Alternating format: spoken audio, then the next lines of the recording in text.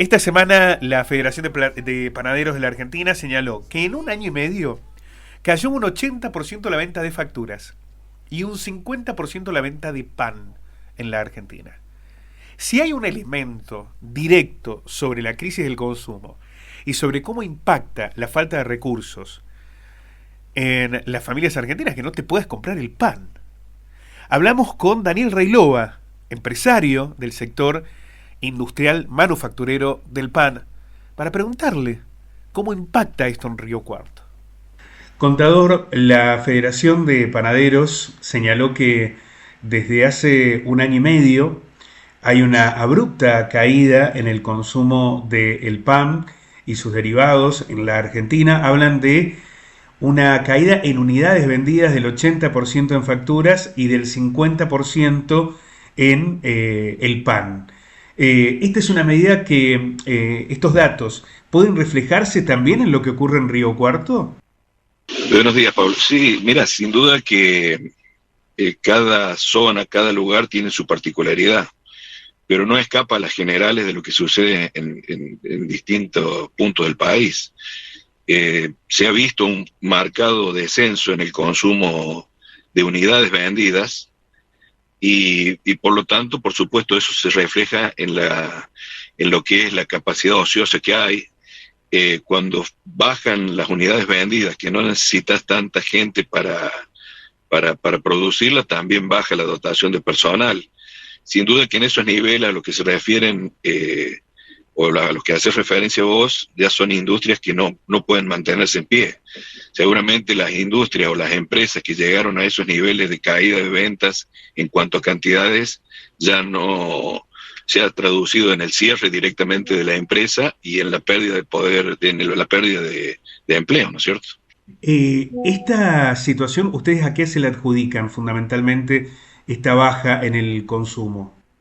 A la recesión que hay poco movimiento, pérdida del poder adquisitivo, lo que están sufriendo en general todas y en general te diría la mayoría de las actividades, o sea, es notoria el parate que hay, por supuesto por una decisión de las actuales autoridades de enfriar la economía, o sea, cuando no hay aumento de sueldo, cuando los índices de inflación son mentirosos porque los insumos han aumentado de manera, te diría, mucho más de lo que marcan el INDEC, que es del 2% mensual. Eso es una mentira atroz, donde tanto el gas como la electricidad también ha aumentado, o sea, lo que son los servicios no se puede sostener, o sea, vos podés tener baja en la cantidad de unidades vendidas, pero quizás no se refleje a veces eso en lo que sea el acompañamiento para poder hacer frente a los distintos gastos de insumos y de servicios, ¿no es cierto? Frente a esto, estamos usted además de empresario industrial es alguien que analiza sistemáticamente la economía. Cuando lo que se pone en juego es la alimentación, ¿de qué economía estamos hablando o de qué modelo económico estamos hablando?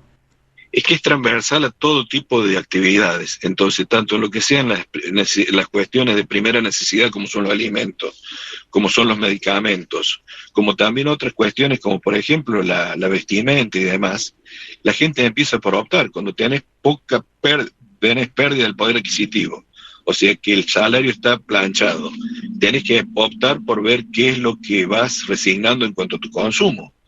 Ahora si vos, y creo que lo voy a graficar, que me tocó vivir unas situaciones que yo creo que vale la pena y habría que consultarle a la gente que está detrás del mostrador de un supermercado o de una farmacia.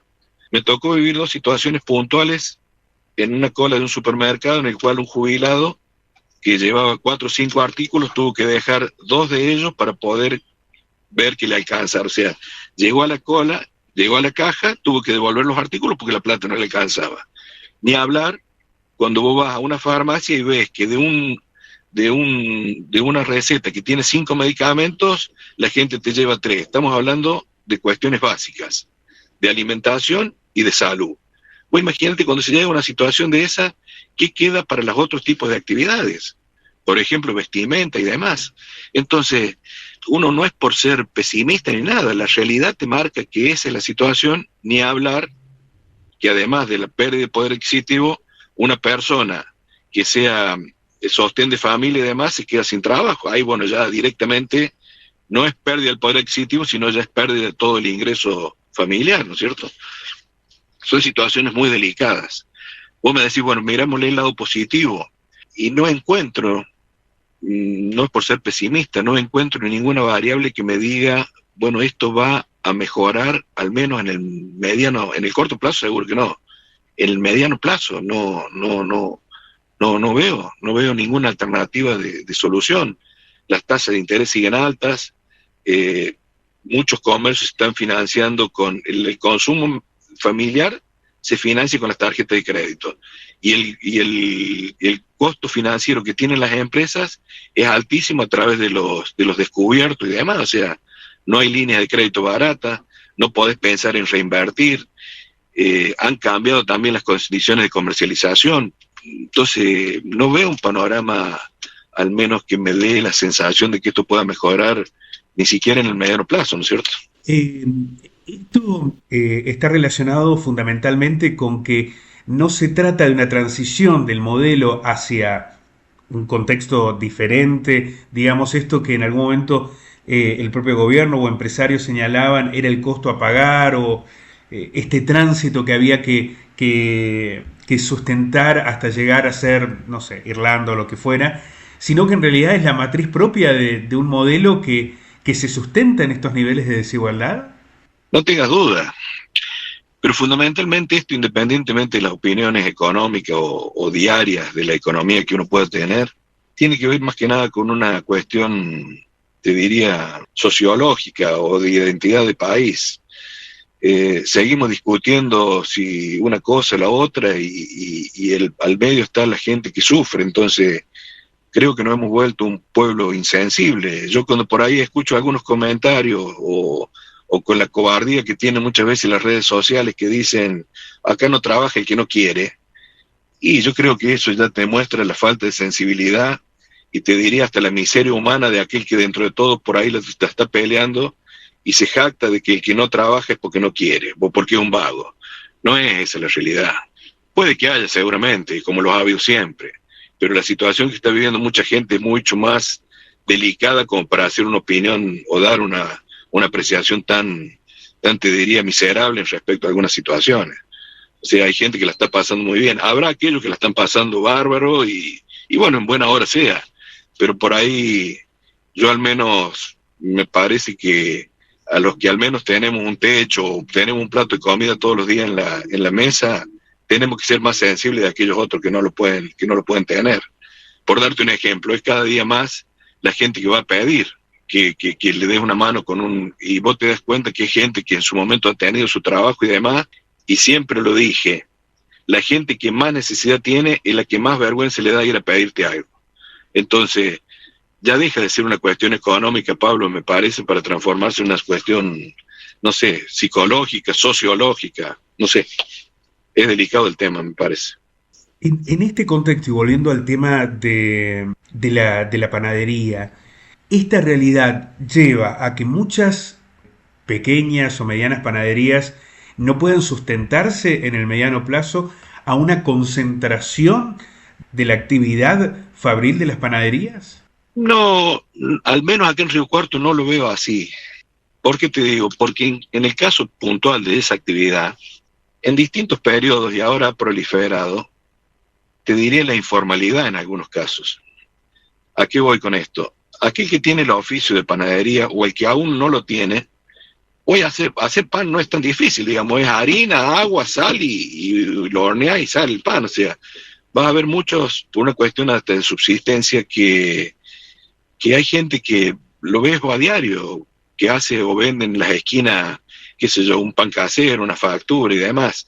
O sea, es muy puntual esa situación. Está el consumo para aquellos que pueden pagar un poco más un precio y demás, pero el tema es sostener una estructura empresarial cuando vos ya venís con un empuje y no te podés bajar del tren, digamos.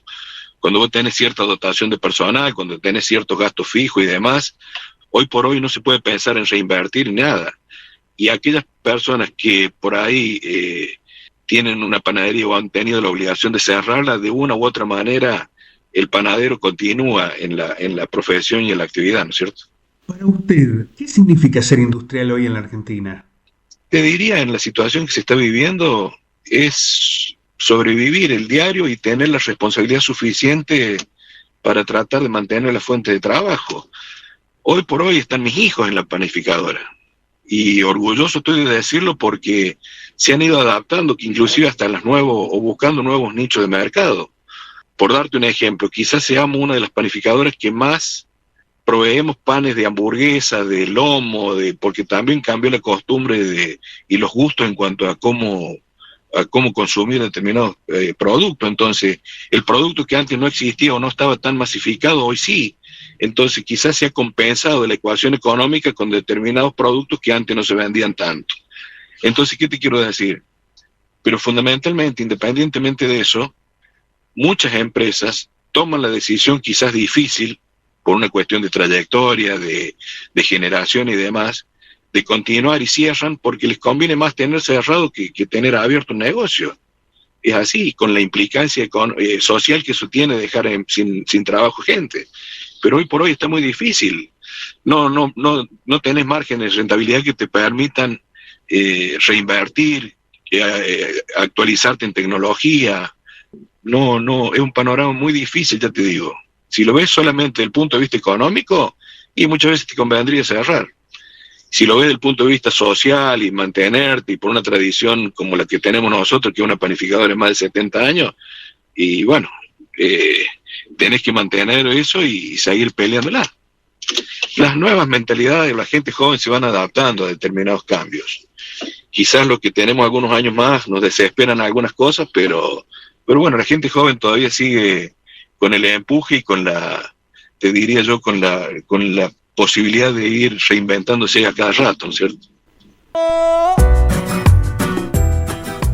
Qué panorama, ¿no? Si lo ves desde el punto de vista estrictamente económico, conviene cerrar. Esta es la mirada de muchos industriales hoy que piensan, ¿cómo seguir? ¿Cómo seguir cuando te achicás y no hay una luz al final del túnel? Porque la luz implica aumentar niveles de consumo. Sin compradores no hay industria. La industria se sostiene en un sistema capitalista, más producción a medida que aumenta la demanda.